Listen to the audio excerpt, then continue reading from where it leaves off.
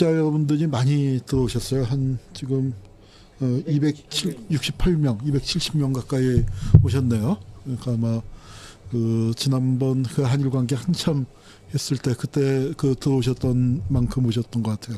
우리 한국어 TV가 그동안에 참 재미없게 해서 많이 줄었었는데 역시 이영채 선생님이 오시니까 예, 이렇게 뜨겁고 또 댓글도 많이 올라왔네요. 댓글 중에 보면은 제일 쟁점이 뭐 여러 가지 이제 질문들 차근차근 소화하겠습니다만 그 제일 쟁점이 됐었던 게 일본 시민사회하고 손을 잡아야 한다라고 했는데 우리 불란당님 같은 분은 그래도 그 사람들도 결국 일본인 아니냐, 믿을 수 없다 하는 의견 주셨고, 또 여기에 이제 거기에 대해서 우리 하이드님 또 여러분 내시조니님, 링가링님인가요? 팅가팅님인가요? 링가링님이죠. 예, 또 아니다. 그래도 손 잡아야 하지 않느냐 의견 주셨는데 뭐 그 얘기는 책에 많이 쓰셨고 마무리에 또 이제 말씀을 해주셨습니다. 그 외에도 이제 여러 질문이 있는데 또 사탕 주세요님, 우리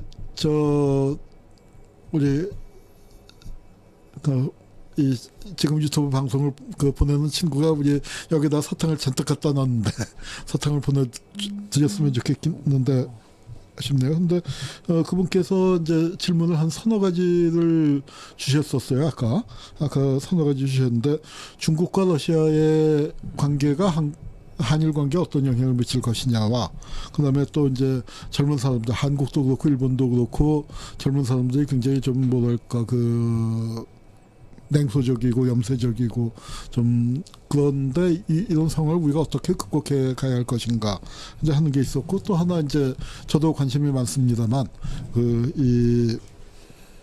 후쿠시마 문제 같은 것이 결국 장기적으로 일본에 어떤 영향을 미칠 것인가, 거기에 대해서는 다른 분들도 질문이 간간히 올라왔었습니다. 후쿠시마 문제가 결국은 일본의 어떤 우경화에다가 큰 영향을 주는 것 아니냐. 그리고 또 일본이 경제적으로 그걸 어떻게 극복할 수 있겠느냐. 이제 이런 질문들을 좀 드려보고 싶네요.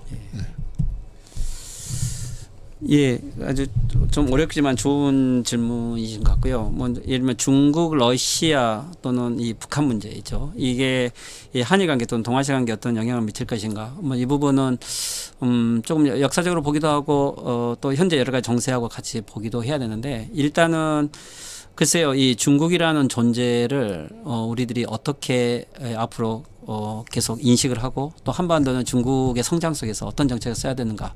이것은 아마 미국도 중국에 대한 통제 관리 정책 속에서 아주 전략을 고민을 하고 있는 거고요.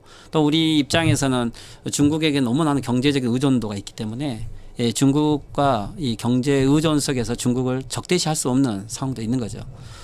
중요한 것은 이 한국과 일본이 어떤 관계를 맺느냐에 따라서 저는 기본적으로 예를 들면 미중 대립 관계도 나름대로 이 동아시아에 우리들만 독창적인 입장을 좀 세울 수 있다고 봐요. 즉 예를 들면 한일 간이 함께 협력을 하게 되면 나름대로 이 중국에 대한 경제 성장이라든지 또는 중국과의 나름대로 경제적인 경쟁을 할 수 있는 실력과 또 나름대로 기술이 충분히 있음에도 불구하고 그럼에도 불구하고 한일 관계가 서로 악화되어 있었을 때는 양쪽 다 솔직히 중국에게 대항할 수 없는 이런 모순에 빠져 있는 것이 되고요.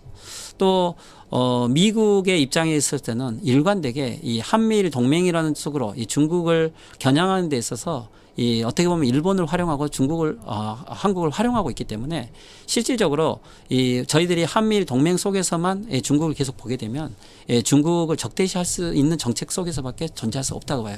그렇다면 이 미중 대립 구도에 나름대로 새로운 축을 만들기 위해서는 역시 한일 간이 이 동아시아에 공동의 목소리를 내서 중국과 미국에 대해서 이 동아시아의 어떤 존재라는 것들을 오히려 우리가 규정을 해가는 방법으로 하기 위해서는 이 한국만의 힘으로는 절대적으로 불리한 것이죠. 즉 일본이 어떻게 보면 미국의 일관되게 있지 않기 위해서는 한일 간의 나름대로 공동의 이익을 만들 수 있도록 이 한반도 문제에서는 그래도 참여시킬 필요가 있어요. 즉 김대중 대통령의 정책 중에 한 가지 재미있었던 것은 남북 관계를 한일 관계 개선과 동시에 갔다는 거죠. 즉 고이즈미 수상의 편지를 가지고 북한에 갔다는 거예요.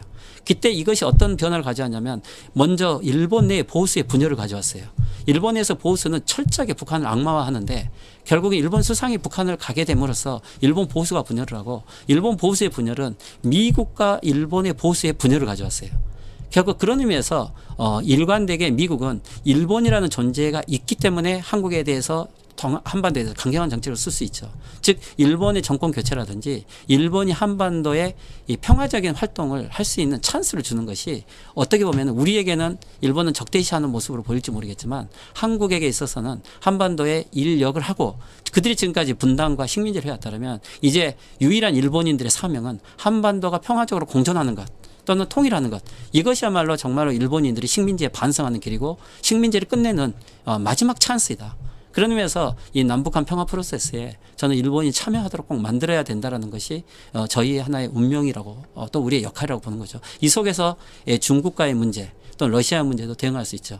만약에 여기에 일본, 러시아, 중국, 미국이 각자 입장으로 한반도에 들어왔을 때 이것은 저희들이 19세기에 한반도의 열강의 대립구조로 가져가는 똑같은 방식을 쓰는 거고 그때와 똑같은 한국의 지금 역량이 아니지만 저희들이 국제 정세는 너무나 냉혹하기 때문에 그중에서 어떤 형태로 전략을 짤 것인가 가장 우리의 정체성과 그리고 시민의식이 비슷한 것이라고 한다면 그것은 미국도 아니고 중국도 아니고 러시아도 아닌 것이죠. 일본 사회에 대한 여러 가지 분석과 시야는 다른 의미에서 김대중 정권이 썼던 것처럼 우리의 새로운 많은 선택이나 그리고 옵션들을 가져다 줄 수 있다. 오히려 일본을 현명하게 활용하자. 이런 것들이 좀 저의 입장이고요. 그리고 좀 젊은 층의 이런 냉소적인 또 염세적인 분위기를 많이 이야기해 주셨는데 제가 이번에 지금 오게 된 목적은 지금 현재 이화여자대학교에서 저희 학생들 20명하고 이화여대학생 약 50명 정도가 함께 공동 수업을 지금 받고 있어요.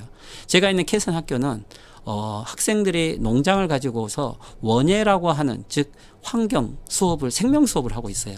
그리고 저는 거기에 대해서 평화 강의를 하고 있는데 즉 원예 평화라고 하는 생명과 친환경을 중심으로 하는 저희들은 여성 교육을 하고 있어요. 그런데 여기 이화여대 같은 경우는 여성학을 중심으로 여성의 사회 진출을 해왔죠. 그런데 일본의 한국에서도 그렇지만 남녀 현재 젠더 문제를 봤을 때 엘리트 여성이 되어서 사회적으로 아무리 진출해서 남녀와 평등하게 권리 투쟁을 해왔지만 실질적으로 사회 전체는 아무 변화가 없었고 그렇다고 해서 여성들이 계속으로 엘리트 여성만을 지향할 수 있는가? 즉 여성의 젠더 페미니라는 것은 어떻게 보면은 약한 자의 입장에서 사회의 공동의 가치를 항상 분배하고 나눔의 정신으로 사회를 만들어 온 이러한 하나의 정신들이 오히려 더 여성의 가치일 수도 있고 또한 경쟁 사회를 진출해 가면서도 불구하고 새로운 사회에 대한 대안을 만들어야 된다. 즉 그런데 이 동아시아를 지금 현재 보면 현재 이 동아시아는 북한의 핵, 미사일, 테러 그리고 또는 전쟁 모든 것이 남성 중심의 안전보장만으로 사회가 해석되고 보고 있지 이 부분을 예를 들면 여성의 젠더라든지 또는 마이너리티라든지 인권의 측면으로 이 동아시아를 해석한 것은 거의 없던 거죠. 그래서 저희들이 한일 간에 지금 공동의 여러 가지 연구 또는 공동 작업을 통해서 새로운 이 동아시아의 미래를 젊은 층들이 만들어낼 수 있다. 저는 일본의 젊은 층들이 어떻게 보면은 많이 비정치적이고 또는 탈정치적인 성향들하고 보이고 있지만 또 네트 우익들이 많은 것 같지만 실제 일본의 젊은 층들하고 이야기를 해보면 그들은 너무나 한류에 대해서 예를 들면 너무나 좋아하고 K-POP 같은 걸 너무나 좋아하죠. 즉 위에 전후 40대나 50대 세대들은 전쟁에 대한 나름대로 의식이라든지 또는 알지도 못하는 이런 우익들의 영향을 받아서 네트 우익들이 되지만 지금 20대 젊은 층 K-POP으로 한국 사회를 보는 층들은 솔직히 말하면 한국 사회에 전혀 선입견이 없어요. 있는 그대로 한국의 모습 아주 다이나믹하고 그리고 의견을 개방하고 또 이렇게 이 경제적으로 발전한 한국 사회, 민주주의로 성숙한 한국 사회에 대해서 식민지처럼 차별의식을 갖고 있지 않기 때문에 오히려 차별의식을 가지고 이야기하는 세대들에 대한 반발이 더 있어요.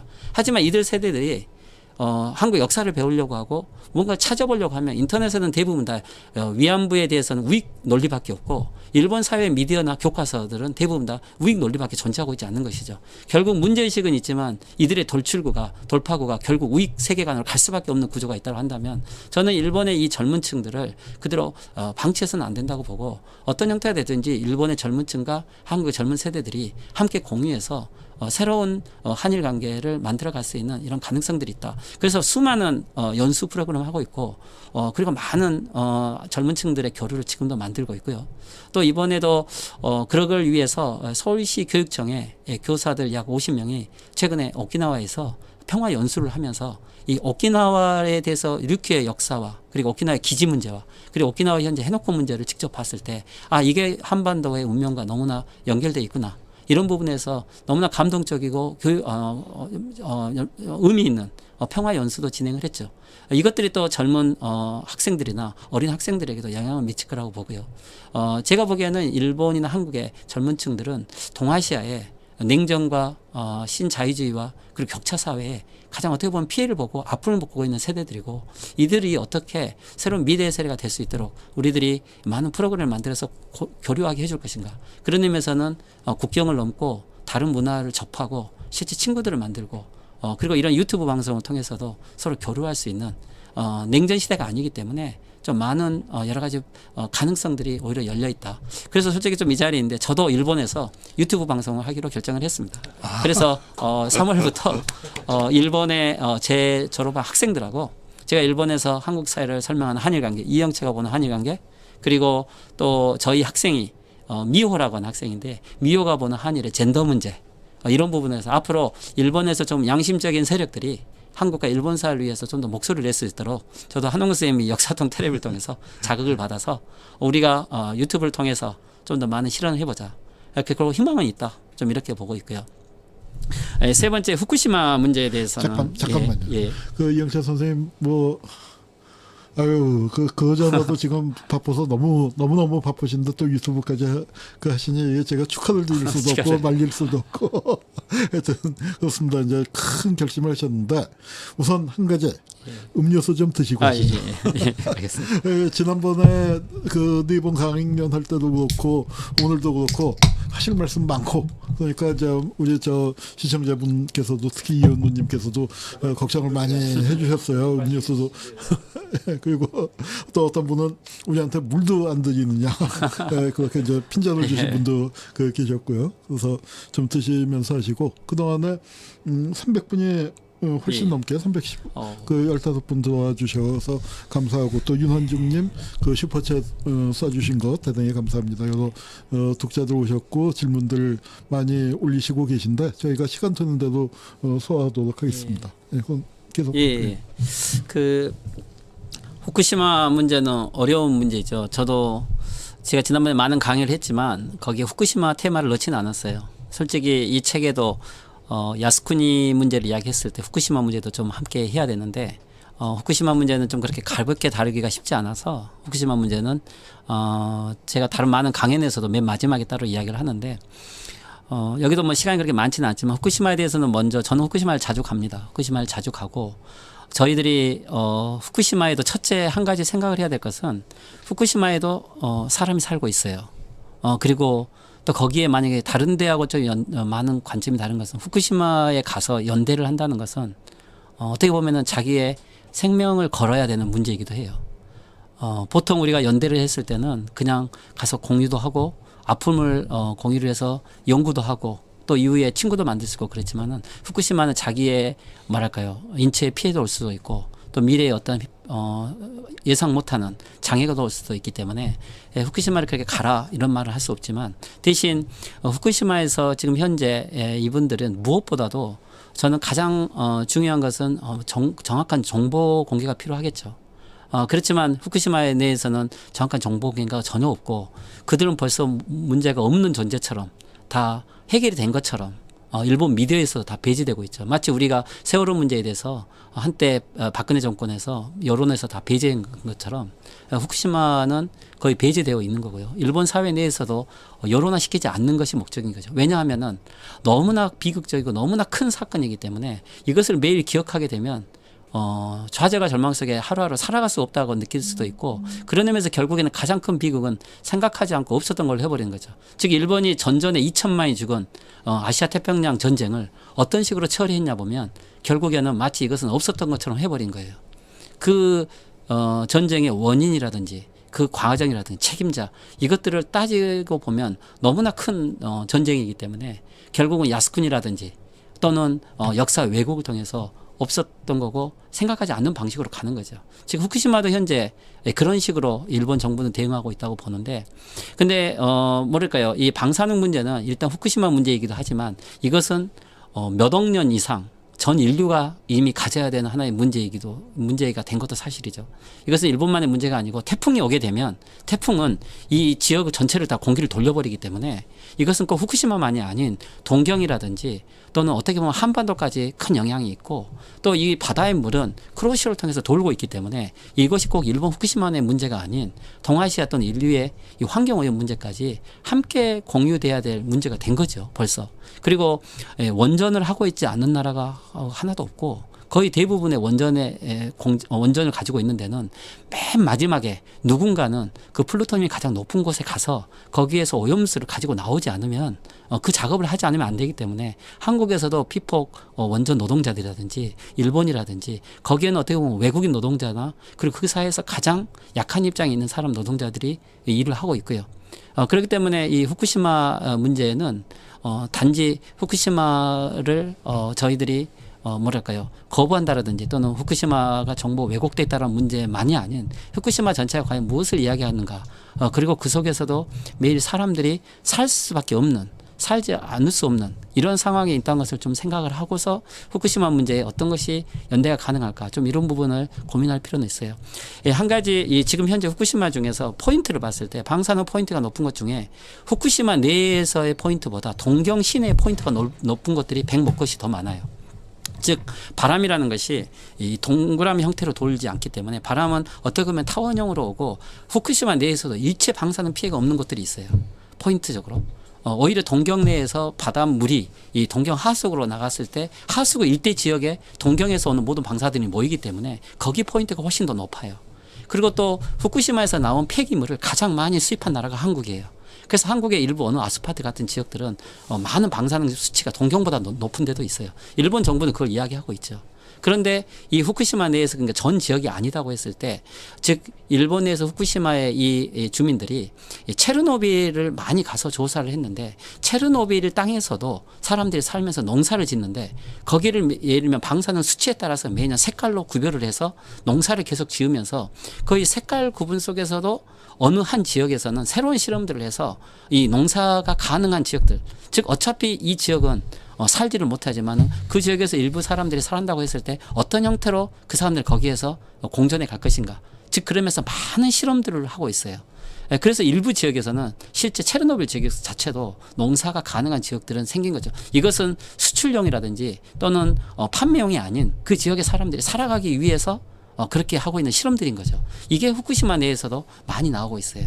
또 후쿠시마는 어차피 이 원전으로는 더 이상 살지 못하고 그럼에도 지역에 살아야 되기 때문에 원전에 받는 피해를 원전 전기로는 할 수 없다. 그래서 생각할 수 없을 만큼 수많은 탈원전 에너지 실험들을 엄청 많이 하고 있어요. 아마 지금 인류가 직면하고 있는 여러 가지 철학들, 즉 저희들이 오키나와에서 배우는 철학도 있을 거고 제주 4.3에서 배우는 철학들도 있을지 모르겠지만, 그렇지만 실제적으로 후쿠시마 내에서는 인류가 직면하고 있는 가장 어떻게 보면 어려운 주제에 많은 철학적인 삶과 실험들을 다양하게 하고 있어요. 이 실험들을 우리들이 어떻게 연대할 것인가, 이런 부분들 속에서 후쿠시마에도 사람이 살고 있고 그래서 그들에게 더 정보를 정확하게 전달해 줘야 되고, 그런 의미에서 그들이 갖고 있는 실험들을 인류의 우리들이 가지고 있는 새로운 탈원전을 위해서도 필요하다. 저는 그래서 한국 대사관이라든지 많은 한국 관련 단체들에게 고등학교에도 그런 제안을 했는데, 후쿠시마하고 하나 연대하는 방법 중에 후쿠시마에 있는 젊은 세대들, 즉 청소년들을 초청을 해서 학생 교류라도 했으면 좋겠다. 그들이 그 후쿠시마 방사능 속에서 하루만이라도 밖으로 나왔을 때, 거기에서 저희들이 지금 이 코로나 바이러스에서 이 신선한 공기에 대한 이런 것들을 갈증을 하듯이 그들이 후쿠시마에서 하루만 나와서 저희 이 케센에는 학교에 와서 하루만 교류를 하고 그들이 정말 갈증하고 있는 이 밭에서 함께 농사를 짓는 이 이벤트를 저희들이 하고 있는데, 그것만 했을 때 이 학생들이 엄청 밝게 웃어요. 그런데 이들은 해외로 나갈 수가 없죠. 그래서 한국의 고등학교하고 또는 중학교하고 교류를 해서 한 명이라 초청을 했을 때 그들이 부모들을 어떻게 잃었고 또 그들이 방사능 사태가 무엇인지를 직접 이 학생들에게 들으면은 이것은 아마 우리들이 간접적이나 메디아로 들은 것만 간 다른 후쿠시마의 좀 더 새로운 모습들을 보이게 될 것이다. 실제 그런 교류를 제가 제안을 해서 한국 대사관에서도 실시를 했는데 아주 긍정적인 측면이 있다고 해서 평가도 받았는데 나중에 뒤늦게 좀 다른 이야기도 듣게 되었어요. 실제 학생들이 왔는데 한국에서 학생들이 모이지 않았다. 왜냐하면 부모님들이 방사능 오염된다고 가지 마라고 해서 오지 않았다고 하더라. 즉 저는 물론 그런 문제도 있겠지만 중요한 것은 저희들이 어떤 형태로 후쿠시마를 바라보고 후쿠시마라는 것이 과연 무엇인가 이런 부분들이 단지 헤이트라든지 또는 후쿠시마에 대한 일본 정부의 책임과는 구별을 하면서 저희들이 맨 처음에 북한 문제를 봤을 때 북한에도 사람이 살고 있다는 것들이 북한을 보는 새로운 시점이었듯이 후쿠시마에도 사람이 살고 있다는 시점으로 좀 봤으면 좋겠고 이 후쿠시마에서 지금 현재 가장 이 후쿠시마에서 원전 에너지 문제하고 싸우고 있는 분들은 후쿠시마의 어머니들이세요.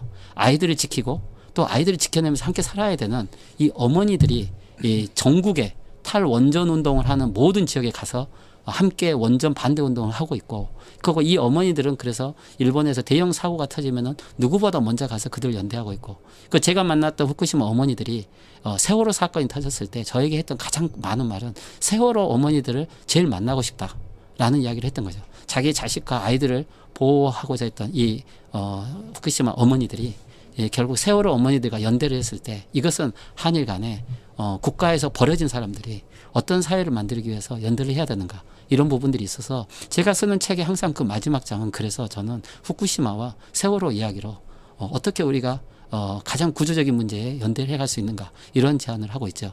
아마 후쿠시마에 대한 여러 문제 제기는 오염수 폐기라든지 또는 올림픽 문제도 있지만 즉 예를 들면 올림픽에 대해서 보이콧을 하기 위한 올림픽에 대한 후쿠시마 문제 제기는 이것은 국제사회에서도 설득을 주지 못해요.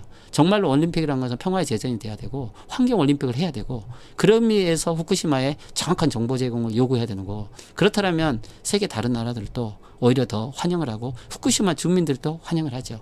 그래서 저희들은 정말로 올림픽을 위해서라도 후쿠시마에 정확한 정보 제공을 하기 위해서 그렇다면 우리는 후쿠시마에 무엇이 가능하고 어떤 식으로 후쿠시마에 접근을 할 것인가 저는 그래서 후쿠시마에 직접 있는 사람들의 목소리를 꼭 들어야 된다라고 생각을 해서 후쿠시마에 대해서는 많은 한국만을 포함한 한국만이 아닌 많은 사람들이 연대를 해야 되고 특히 일본에 진출해 있는 한국 기업들에게 저는 많은 강연에도 가서 제안을 하는데 일본에서 진출해 있으면서 무엇보다 후쿠시마의 주민들에 대해서는 기부를 많이 해라. 그리고 후쿠시마에서 많은 행사도 해라. K-POP 콘서트도 해달라.